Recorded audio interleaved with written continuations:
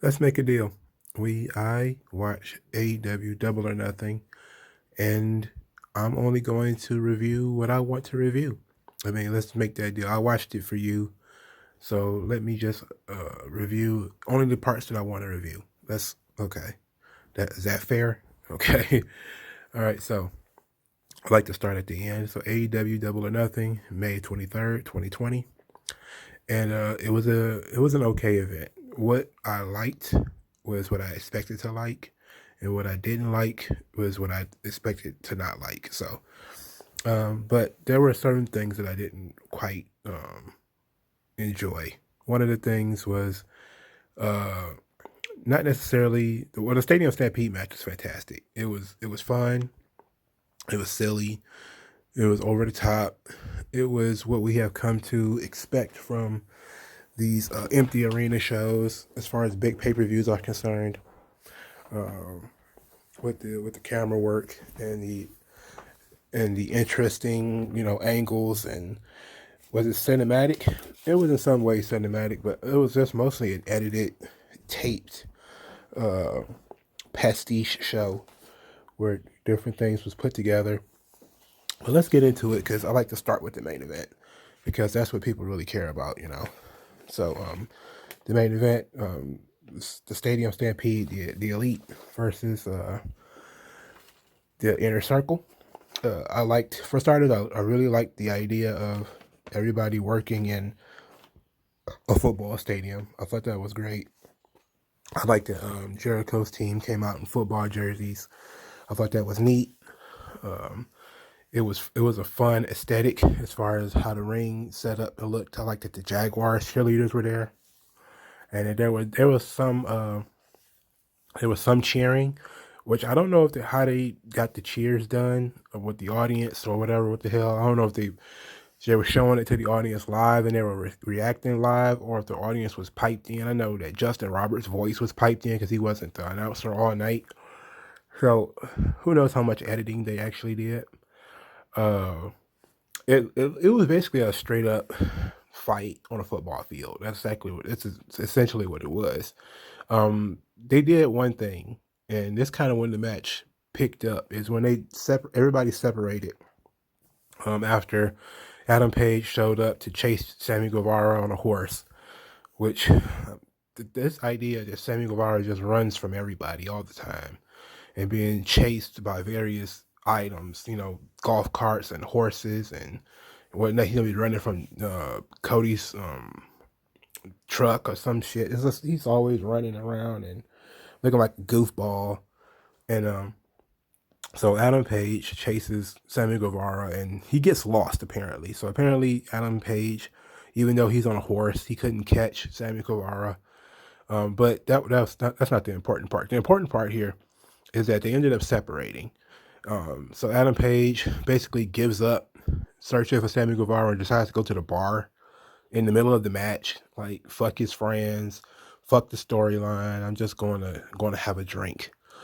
But while he disappears, everybody separates into the main part of the match, which is now everybody's gonna start telling the story, and this is kind of where AEW gets into some trouble. So Matt Hardy is partitioned off to fight Santana E. Ortiz, or Power and Powerful, whatever the hell you want to call them, and they do a drowning spot, which is really insensitive considering Shad Gaspard really just drowned this week in May 2020. Literally a few days before this event took place, Shad Gaspard's body was found uh, drowned in I forget, I think California or is it Florida? It's one of the two, and in a horrific incident that shocked and appalled the wrestling world. And AEW is doing a drowning spot. Now, the drowning spot is supposed to be Matt Hardy is being reincarnated every time he's dunked into this water. But Proud and Powerful is holding his head under the water, and they're like, "Yeah, he's dead. We're trying to kill him," And there was like this small pool, so it wasn't like they're out like in the sea or anything like that. But it was it was really tasteless, and the only reason I bring it up is because when Edge and Randy Orton did a spot in their last man standing match where Randy Orton put Edge into this weight machine. It was just holding Edge up. People just swore up and down it was a Benoit spot, and it was all about Benoit. And people should know better because they were doing the Benoit spot, and it was like, what the hell? Benoit had been dead for 15 years or something like that already. But it was weird that people thought that was a quote unquote Benoit callback. It was like, what the fuck? That was completely, for starters, it wasn't even really a choke because you can't choke people in WWE. So it was just kind of a position of him holding Edge up so that he can continue to hit him or hit him with a weight. I think he was trying to hit him with at the time. But in this situation, it was completely and utterly unnecessary for you to dunk Matt Hardy in the head and quote leave him for dead just so you can do a silly reincarnation spot so Matt Hardy can come back up as Matt Hardy is as the Hardy Boys and then get dunked again and come back as V1, which I actually thought was funny. And the crazy thing is he's changing clothes as this happens. So he gets dunked, then he comes back up in different gear. So you could tell like it's obviously super edited, but it was funny. I thought it was funny after I got over the initial, wow, we doing a drowning spot right after the Shady Gaspar drowned, and they just mentioned him earlier in the night, so it wasn't like they didn't know, So it was tasteless, but I mean, whatever. I'm not one for getting on my high horse and making a big deal out of things. But I actually think that it was a silly spot that was, it was unnecessary. But I thought I was more dumbfounded by how they got rid of Ortiz. So of course, in these cinematic matches, you do things to eliminate certain people because it's one fall to a finish. So Matt Hardy comes back up, I guess it's Damascus or whatever, and he beats up Proud and Powerful or Santana y Ortiz, and he takes Ortiz over to a bell, like a giant bell, like a Liberty Bell, and he rings the bell near Ortiz's head, and Ortiz just starts going full Michael J. Fox. He's just shivering. I'm just shaking, like Farouk gets to shake when he gets when he get hits with like the stunner and stuff. And he just be like, no, actually, it's worse than that. It's like he was in the electric chair. It's like he's just shaking and shaking. I'm like, what the fuck is going on with this guy? And this tough street dude gets a bell rung near his ear, and he just goes into full convulsions, and then gets taped to a chair, and he can't get away from this chair that he's been taped to because somebody rang a bell near his head. That was so dumb. Like, that was really, really fucking stupid. Santana getting eliminated was a little bit more easier to digest. Santana got locked into the ice machine. Matt Hardy threw him in the ice machine and closed it, and then he locked it with a kendo stick. So then we go over to back to Hangman Page, who's in the bar drinking, and Jake Hager shows up, and Hager has a drink, one drink, and then they get into a fight, and Jake Hager destroys him. Jake Hager just breaking. I don't understand why they protecting Jake Hager so much, but he was absolutely obliterating Adam Page into this bar. He was body slammed him all on the pool table, and he was no selling some offense sometimes. I think Adam Page was hitting him with like a pool stick, and nothing was working. And he was just like he literally mopped the bar with Adam Page, like he did the old Western spot where he drug him down the bar across all the glass and everything, and he ended up getting saved by Kenny Omega, who and the two of them beat up Jake Hager, and there was a buckshot lariat over the bar, and it ended up finishing off Jake Hager, and he was eliminated from the match or whatever, knocked out, I guess you could say. And then they did a spot where they had another drink. It was Kenny Omega and Adam Page, but there was milk involved. So I'm not sure if they were drinking milk or if they said milk whiskey and Kenny Omega was drinking milk, but it made Kenny Omega look really, really odd. Like I know that maybe he doesn't drink, but come on, you know, do we really need to see Kenny Omega looking like a simp? You know, drinking goddamn uh, milk at the bar like that. That was just silly.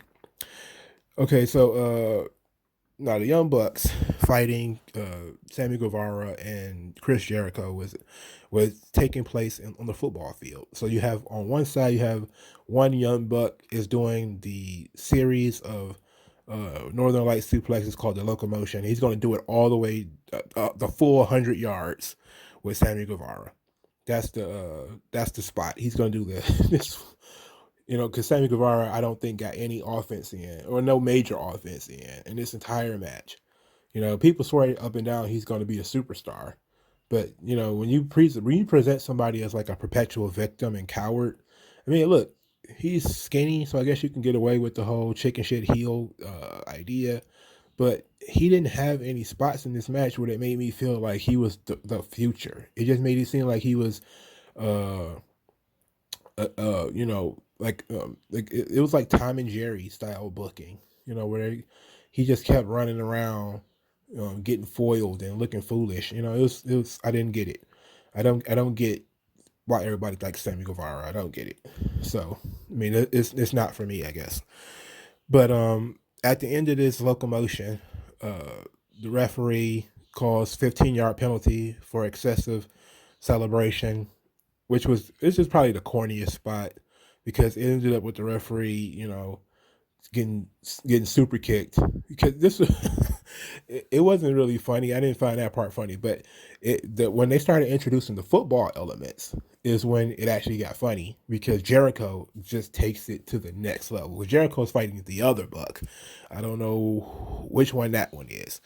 But Jericho is, you know, he's beating him up and he's also been beaten up. So you got Jericho doing things like he hit him with the first down sign, talking about that'll move the chains. He he falls to the kicker's net. He gets into a fight with the Jaguars mascot. But the funniest shit, and this was my favorite spot all night, is Jericho hits a big move on the Buck. He pins him, gets a 2 count. Jericho decides he's going to challenge the play. So he demands Audrey Edwards. So, of course, it's Audrey Edwards, because she gets all the cool spots in AEW.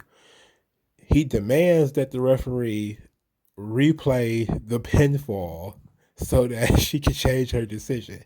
And Audrey Edwards actually entertains this shit. So she goes over to the machine to the camera to review, and Jericho says he's going to do the review. I'm going to do the review, and she's like, "No, I'm the referee. You get back." And they going back and forth arguing, and then of course, they showed it on the screen of Jericho's only getting a 2 count, and Jericho just starts yelling, "The camera is a lie. The camera is a lie. You are a shitty referee."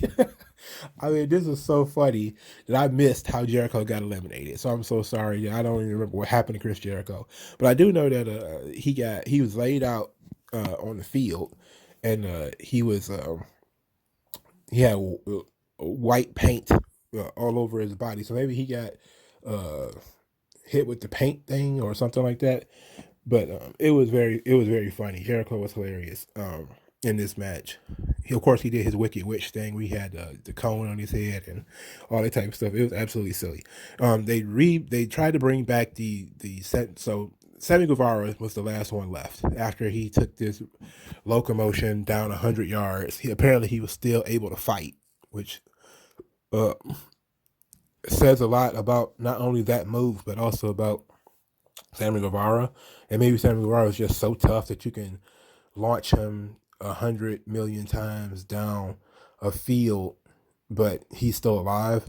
But he does a job for the sprinklers because he's crawling on the field and the sprinklers go off. So now he's flopping around in the sprinklers. And then, you know, he gets up and he's like, "Yay, I'm the only one standing." And here comes the golf cart again. And they chase him in the golf cart. They really going to drop this golf cart thing into the ground. Sammy Guevara runs away. He runs into the stands. The entire elite is chasing Sammy Guevara. They finally catch him. There's a new version of Vanguard 1, which it had a new name, which I didn't catch, but I think it's Neo. But I forget what its real name is. And the finish comes with Kenny Omega doing a one winged angel off the stands over the balcony onto a setup that is kind of like a table or whatever. And he pins them, and they do a Gatorade bath, and the Elite win the match. And it was a good match. It was fun. It was fun. And other than me talking about, I didn't really care for the idea of we're going to be doing the Shad Gaspard drowning spot. I could have done without. I could have done without that, but mostly it was a fun match. It was silly, and it was I didn't mind what I saw. I didn't hate it. I didn't hate it at all. So Moxley versus Lee, for the AEW World Heavyweight Championship was what you expected it to be. I don't know when this match became no disqualification and no count out. I have no idea. I really was not interested in this match at all. And nothing really that I felt was necessary. Now there was some silly stuff. Like I like that John Moxley's his jacket. His jacket was dope. He had a black jacket with gold lettering. I thought that was pretty flyer. But there was a weird thing where they had security in the ring. Like, what the fuck do you need security in the ring for? These guys are coming to fight. Like the point of this match is they're coming to fight each other. And now we have security in the ring so they can do the introductions. Who gives a shit? Like, let the guys, if they're gonna come in hot and start throwing hands, let them. That's supposed to be the fun part, but you have security keeping them apart. You have security keeping them apart so that they can, I don't know, do entrances. That was silly to me. But they had the match that you would expect them to have, which is a basic brawl where they, threw each other into the set, and they pretty much the women's title match pretty much did all of this stuff, where they used the set and all that type of stuff. The match really picked up near the end. So you get the paradigm shift through the ramp. They destroyed the ramp. So it was kind of like the Bam Bam Bigelow Taz spot, which I thought they were going to do. I thought they were going to relive that. But Moxley comes out, and then, he crawls out. Brody Lee crawls out second. He's bleeding, so he's bleeding. He immediately hits him again with another paradigm shift. Brody Lee kicks out, so he kicked out of his finish twice. One finish is through the ramp, another finish is in the ring. So they're trying to book Brody Lee as being this absolute killer. And Moxley's been a killer too, because he's just aggressively beating the shit out of Brody Lee. And the finish comes in when Brody Lee gets trapped into a sleeper or a chokehold. And he doesn't answer the referee. And the referee stops the match, awards the match to John Moxley, who gets back his AEW World Championship as if I give a shit. It wasn't terrible, but it wasn't great. At the end of the day, it was like, who gives a shit about it? You could have had that match on TV. Asking people to pay $50 for that match was an embarrassment. It was a sad day in the history of our sport. Hikaru Shida won the AEW World Women's Championship. I'm not going to go through this match because I just no. But I will say this: they made it seem like Hikaru Shida was kind of dedicating this match unofficially to Hana Kimura. So it was a nice touch, I suppose. And I actually like that the Japanese women are leading the wrestling promotions, because they have been the best part of both WWE and AEW. And when they're allowed to, they were, kind of some of the best parts of Ring of Honor when they had, and, it's hard to say, not really an Impact. There's not a lot of Japanese women's wrestlers in Impact. But ultimately, when you have Asuka and Kairi Sane and Io Shirai and Hikaru Shida, they really are some of the best wrestlers in the business. And this is where I think that Japan really shows, because the women in their country are very colorful, they're very personable, they're very likable. Because they don't make a lot of money in Japan, the women, they have to be nicer. They have to be, a little bit more fan friendly, because unlike the guys who can just go out there and be tree stumps like Tomohiro Ishii, not have any type of charisma whatsoever, not have any real anything about him that's, and be considered one of the best, even though he has absolutely nothing. Like he's I call him a tree stump, but that's being that's being mild. That's because I can't think of anything more offensive to say right now. But the women in Japan are usually far more colorful. They're far more athletic. Because they're trained in a regimented way. So they have a lot more skill, and they don't really go over the top and try to do things that they can't do. So, but they really have been leading in these companies. So it was smart to give the title to Sheeta. It makes sense. Shawn Spears versus Dustin Rhodes, who cares? Vanellope Ford versus Chris Statlander, who cares? Nothing to see here. But I was concerned because I was like, what the fuck is Chris Statlander doing? Poking people's noses. I think they told me. I'm pretty sure the announcers explained why she does that, but I completely forgot. And then they explained it, I think, again later, and I forgot again. But it has something to do with that's how her alien race says hello. And I'm just, come on, man, get the fuck out of here. But let's be honest though, a lot of these matches were too long. And Penelope Ford and Chris Statlander match was way too long. It was far too many kickouts, especially when they were trying to tell me that Penelope Ford was still feeling uh, the, the, the damage from her interference in the ladder match earlier. It's like, well, this match should have been short, and it wasn't. Like, this is horrific. This match is way too goddamn long. Okay, so Cody versus Lance Archer, good match, really good match. Well, I shouldn't say really good match. It was a good match. I have to go after Cody though. Cody showed little to no intensity or fire in this match. They started the match with Cody instantly getting put in Lance Archer's finish. It just, Cody did not have the fire of a guy whose wife had been violated. Okay, now Big Swole, who is Cedric Alexander's wife and is a third tier women's wrestler in AEW, had more fire when Lance Archer got in her face than Cody had in this match, and that is embarrassing for a guy who's supposed to be the top baby face, or at least one of the top baby faces in the company. He showed nothing. He didn't start the match throwing hands and ready to really beat the shit out of Jake Roberts and Lance Archer. He was just a victim the whole match. He sold the whole match, with Lance, and they sold so much that it kind of just felt like Lance Archer was doing the same things over and over again. Like he just stayed walking the top rope and choke slamming them and slamming them and all this type of stuff. And the match seemed to go on forever. And Mike Tyson, they actually showed Mike Tyson yawning, which I think was a real bad. that was a horrible deal. But Mike Tyson didn't do anything. Okay, he just kind of stood there with the belt or sat there. He cheered. He did some cheers for Cody, and he looked interested in certain spots. And I like that. I like that they brought in Mike Tyson, and he was engaged. When he was engaged, it was good.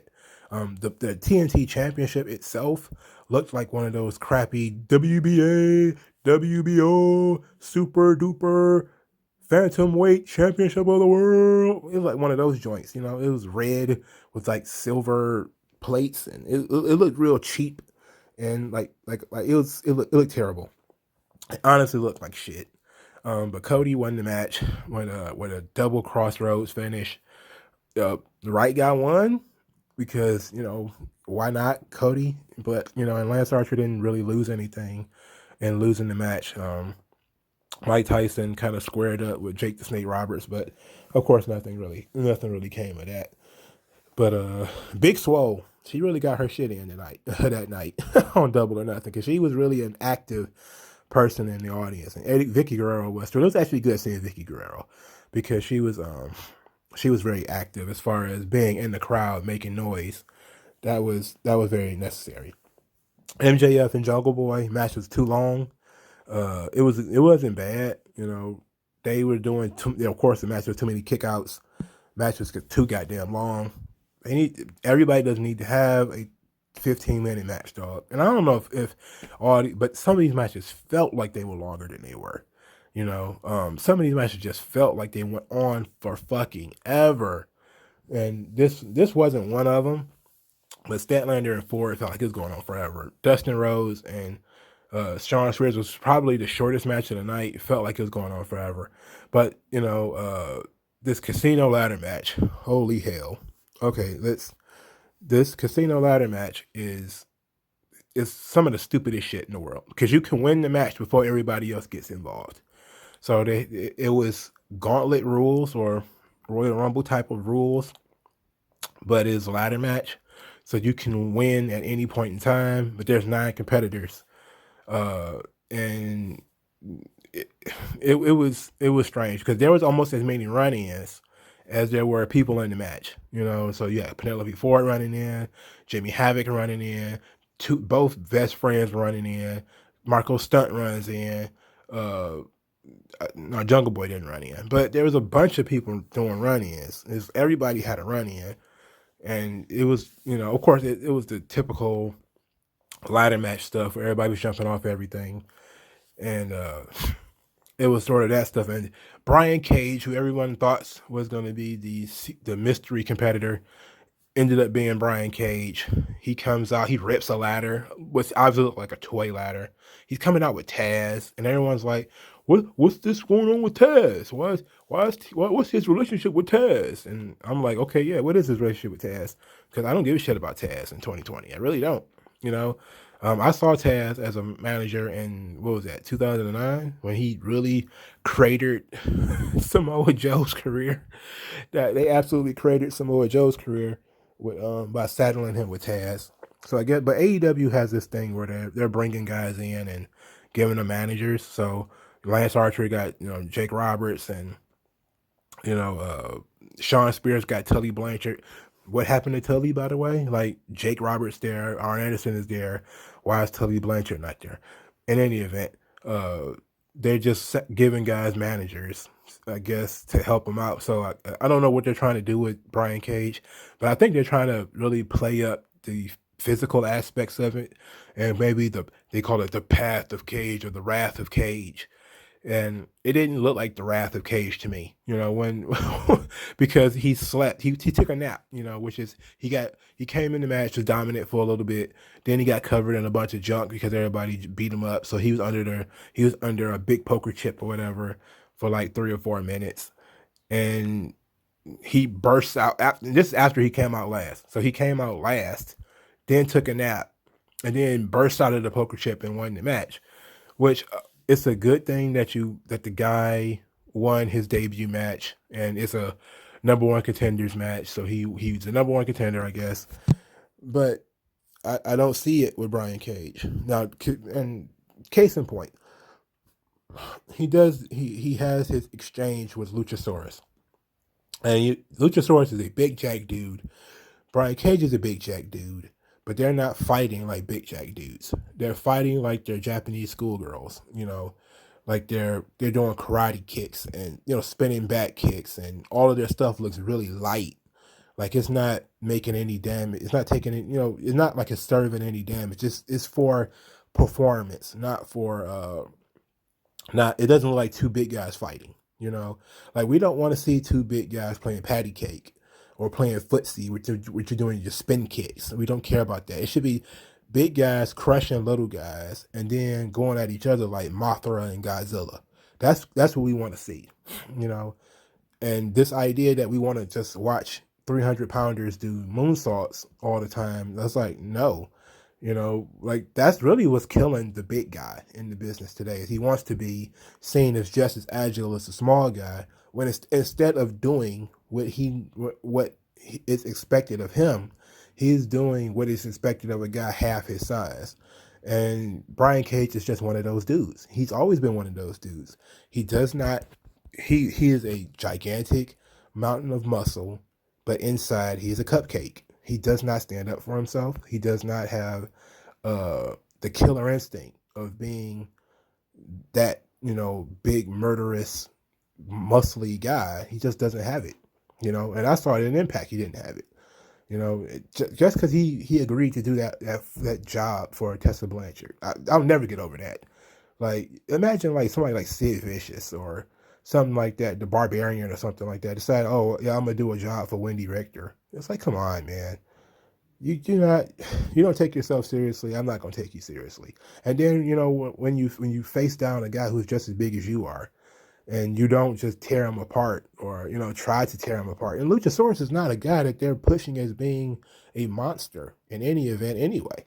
He's kind of a goof. He's hanging around with Jungle Boy and Marco Stunt. We don't really need these guys. But so I didn't really care for Brian. I don't really care for Brian Cage. And I also I give people the opportunity to change my mind. So I'm going to be open minded about this Brian Cage thing. But I'm not open minded anymore about Orange Cassidy. He was the worst part of this match. Of course, he did his usual gimmick of being what they call laconic or lazy. And look, man, that's something that you like. Is that really something that you want people to pick up on? Is that you have a lazy wrestler on your roster who has given this big opportunity to win the number one contendership, and he doesn't want to climb the ladder. It's a real drag, man. It's the Shikimaru. I think it's Shikimaru from Naruto, where he spends most of his time sleeping and all this type of stuff. It's like, come on, dude. Like, I understand his character is too cool for school, and that's supposed to be his gimmick, but you really buried your storyline here when you're telling me this title is worth fighting for and it's worth dying for and bleeding for and all this type of stuff. And Orange Cassidy's like, well, not really. I don't want to climb this ladder. I don't really want to do this. He had to be told how to win the match. Like, how do you win this match? And he's like, oh man, what a drag. And it's like, ugh, this is bullshit. Like, this is bullshit. You buried your championship by in this situation here. But everybody, they did a lot of dumb spots.